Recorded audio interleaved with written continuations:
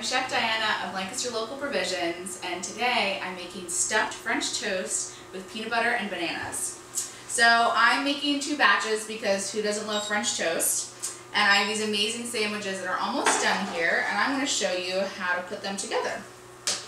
So first, I'm going to take 2 eggs and crack them into a very shallow dish because it makes it easier to soak the bread in it that way. And then I just want to take about a nice dash of milk. I'm using my Maple-Hoff Creamline milk. You can use almond milk, oat milk, whatever is your fancy, that's fine.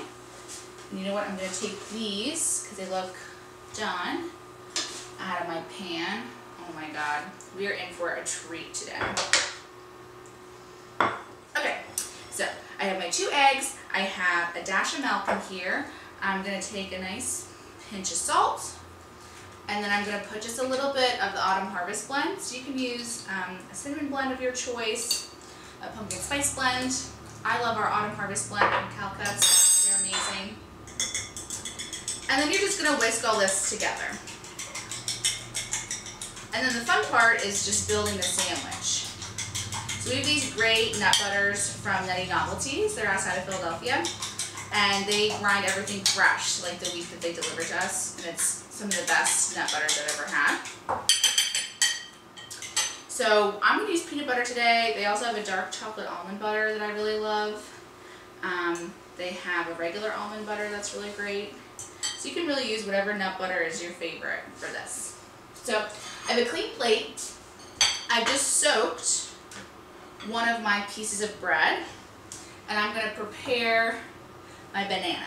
So I have 1 banana already cut that I'm just going to pop in at the end to help caramelize so I can serve it on top. But I'm just going to take 1 banana for 2 sandwiches. I'm going to break it in half.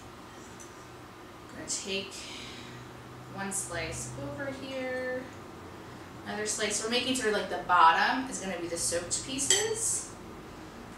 And then the top slice, we're going to have peanut butter on 1/2 and then just egged on the other half.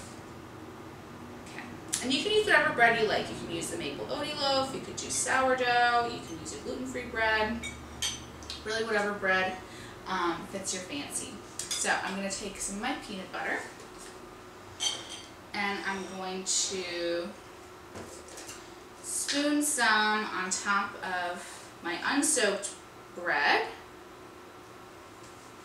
About a tablespoon, maybe a little more. You don't want to like over peanut butter it, because then your peanut butter will start to melt while it's cooking, and then it just will be a total mess. But like that's enough. I'm going to set that in there to soak. I'm going to do my second piece. So yeah, this is a great way. You can like double up, triple up, just, you know, spend the whole day making peanut butter sandwich French toast until all your friends are stuffed. Okay, so that's great. So I'll set that aside. The peanut butter to the side. Okay. Oh, I almost forgot my banana. So I'm cut my banana in half, and then I'm going to cut it in half lengthwise. A lot of people will do like little rounds like this, but I don't like that because it'll just like move around. This is a little bit more sturdy. So see, we have it on top of there. Now I'm going to put the 1 sandwich half on top of that. I'm going to soak my other piece of bread. It's good to have sort of an assembly line going. This is great if you have little hands helping you in the kitchen. Okay, my 2 slices, almost soaked. Okay, let the excess strain off for a second. Just use a spoonful of butter. Using ghee or like clarified butter is really great for this. You can also use sunflower oil, whatever oil you're using. It has a higher smoke point, and that means the oil can get hotter before it starts to burn or smoke. But just if you're using regular butter, just keep an eye on it. We're just going to gently place our well-soaked bread in the pan. Alright, get rid of all of our eggy stuff. Okay, so while I let these cook for about 3 minutes on a side, I'm about to flip them over. No, they're not quite there yet. Well, while I'm in my beautiful pajamas today, is that I don't really like to eat brunch out. I know everyone like thinks it's so decadent to go get dressed and eat brunch out, but when I was a student and I was working in restaurants, I would always work the brunch shift, so I sort of got jaded being a brunch shift worker myself. But also, you know, like, I love making French toast at home and lounging around with friends and having my friends over for brunch, and every Sunday Gabriel and I do brunch together. So for me, brunch is really a home activity. I'd rather go out for lunch or dinner, and I do like to go out for lunch and dinner, but for French toast, I like making it at home. I think it's just like a really special thing to do. And growing up, like, we would always do pancakes on Sunday mornings, and it's just sort of a nice quiet time to spend as a family, even if you're a family of one, or yourself. Okay, so I flipped my French toast, and now I'm gonna pop in my banana slices. And this is just like, if you have an extra banana laying around, that's a great use of that. I might put a little bit more butter in just to make them really luscious.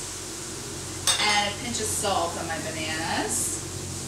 So you can really eat this without any syrup. You don't need syrup for this dish. I am probably going to put syrup on it. You can also use, you know, I make these wonderful preserves. We have peach lavender that would be delicious either on the sandwich, or if you don't have bananas, you know, make a PB&J style French toast with a jam or a preserve. And good, so my bananas are getting a little bit of color on them. So I'm going to flip them over. And my French toast is smelling and looking like it's almost done. But if you're making a huge batch of these, just throw them in like a 300-degree oven to keep them warm.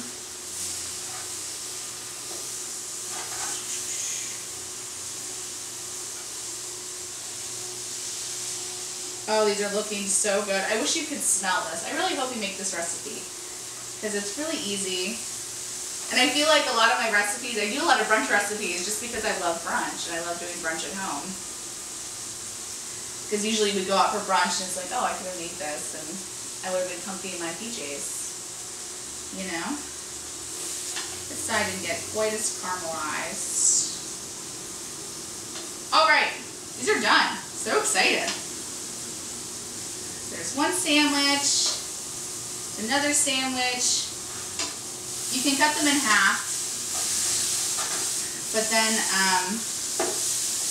I like the fun of just cutting into something really gooey myself. And then I'm just going to pop some of my delicious bananas on top. And there you go, that's like brunch in 10 minutes. With stuff that I'm sure you all have in your pantries. Alright, so we have our beautiful, oh my god, peanut butter and banana French toast. Does this not look amazing? I'm so excited to get a fork and dig in. Again, you just soak the bread, you put your peanut butter and bananas on the inside, cook them on each side for 3 minutes, and then of course just add an extra banana in the pan at the end, and you'll have caramelized bananas on top. So thank you again. This is our Hero Star recipe for the week. I'm Chef Diana from Lancaster Local Provisions. Happy cooking!